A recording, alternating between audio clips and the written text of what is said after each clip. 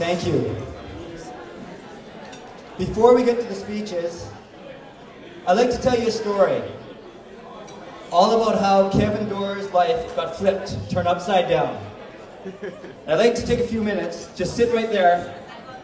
I'll tell you how Kevin does his hair. No, just kidding. But I would like to share with you the proposal story. Kevin and Dorothy met at the Cactus Club, a full 3 years or so before they started dating. With mutual friends, they had a nice chat and then went on their separate ways. It wasn't until a few years later that both of them were single and they started asking about each other. Well, Kevin claims that Dorothy started to ask these previously mentioned mutual friends about him, asking what he'd be up to and if they'd cross paths again. In essence, stalking him. Dorothy would reply that she was just doing some good research. Now, although Dorothy will admit that she couldn't exactly remember what Kevin looked like, despite his hulking physique and formidable hair, all she could remember was his voice. And hey, I don't blame her.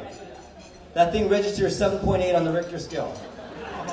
Today, Dorothy describes Kevin's voice as nice, as cute, as sexy. Dorothy, try deep and scary. Now, I guess these previously mentioned mutual friends were growing weary of Dorothy's research, as one of them finally gave in and emailed Kevin, asking him, well, what do you think about Dorothy? And even before Kevin could press reply in Microsoft Outlook, the same person sent a second email saying, actually, I don't care what you think about her, just call her so she stops asking about you. So the first date was at Kitt's Beach, where they spent 4 or 6 hours, depending on who you talked to, talking. What probably felt was 4 hours probably felt like, no, other way around. I mean the other way. The 6 hours sure flew by. It sure didn't feel a minute past 4 hours.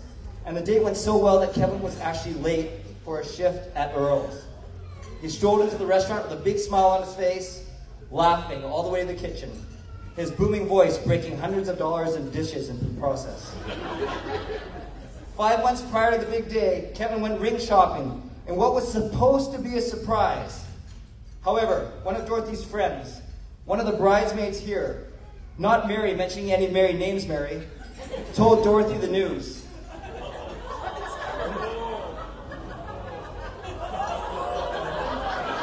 I'll just keep on going.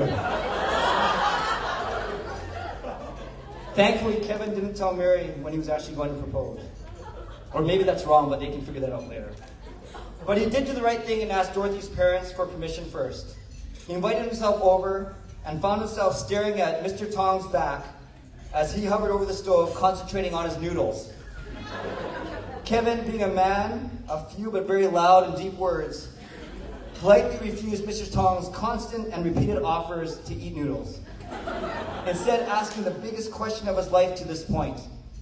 Mr. Tong finally turned away from the stove, broke into his best robot dance, see YouTube if you don't know what I'm talking about, and excitedly screamed for Mrs. Tong to come into the kitchen, all while still tending to his noodles. Ellen! Ellen! Ichiban! Dorothy is getting married!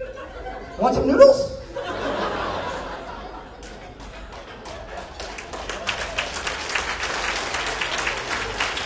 Now, all of Mr. and Mrs. Tong's, of all of their redeeming qualities, subtlety and keeping a secret sure aren't among them.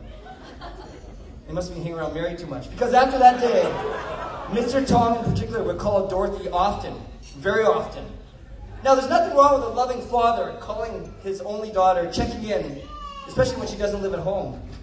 But there is something wrong when the conversation goes like this. Hi, Dorothy. Hi, Dad. How are you? Good, thanks. How about you? Anything new?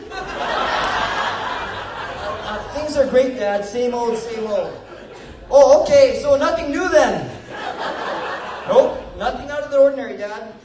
Okay, Dorothy. So you're sure that nothing is new? Yeah, I'm sure, Dad. Why?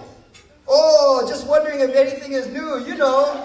Like something different than before. You know, not old new. No, Dad, but I'll let you know, okay? Okay, I'll let you go then. How about you come over for some Mr. Noodles? Now, Dorothy started to get a bit suspicious, especially given that she doesn't like Mr. Noodles. Kevin, to his credit, was unfazed and kept the ring in his pocket for a couple of days prior to popping the question. Then, on a sunny day in June 2006, they went rollerblading and then for a walk on the dike in Terra Nova. Dorothy was in a really goofy mood, using Kevin's arms and hands to pantomime the song she was singing. Too bad she wasn't singing the right lyrics. The village people's famous song somehow became "In the Army" instead of "In the Navy." Macho Man became Nacho Stand. Thankfully, the sacred YMCA remained untouched. Kevin, having enough of Dorothy's Manili Vanilli impressions, casually slipped the ring on Dorothy's finger, stopping her in her tracks. He dropped down on one knee, looked into her eyes, thanked her for stopping singing, and asked, "Baby, I love you. Will you marry me?"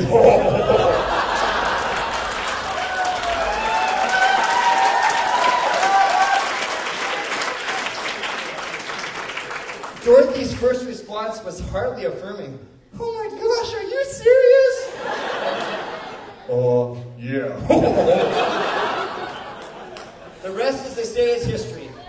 14 months later, they are here, united, as husband and wife. The date of their proposal, June 6, 2006. That's right, 666. But despite the devilish date, Kevin and Dorothy, you are truly a match made in heaven. Congratulations once again.